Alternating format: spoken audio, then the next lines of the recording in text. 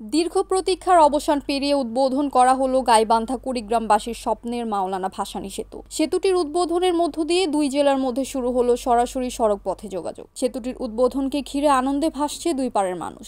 বুধবার ২০ অগস্ট দুপুরে গাইবান্ধার সুন্দরগঞ্জের হরিপুর প্রান্তে সেতুটির আনুষ্ঠানিক উদ্বোধন করেন স্থানীয় সরকার, পল্লী উন্নয়ন ও সমবায় এবং যুব ও ক্রীড়া মন্ত্রণালয়ের উপদেষ্টা আসিফ মাহমুদ সজীব ভূঁইয়া।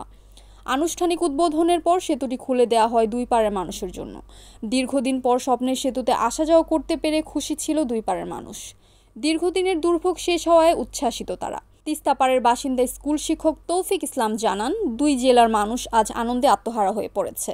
এই সেতু শুধু যোগাযোগ নয়, দুই জেলার মানুষের যোগাযোগ, শিল্পায়ন, সামগ্রিক উন্নয়নের দ্বার উন্মোচন হলো। আজ থেকে মানুষের চিরচেনা দুর্ভোগ শেষ হলো।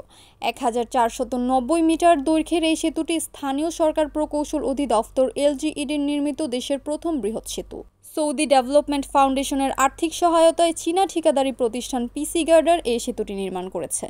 সেতুটিতে বসানো হয়েছে ৩১টি স্প্যান। ২০১৪ সালের ২৬ জানুয়ারি সেতুটির কাজের ফলক উন্মোচন করা হয়, কিন্তু এর নির্মাণ কাজ শুরু হয় ২০২১ সালে।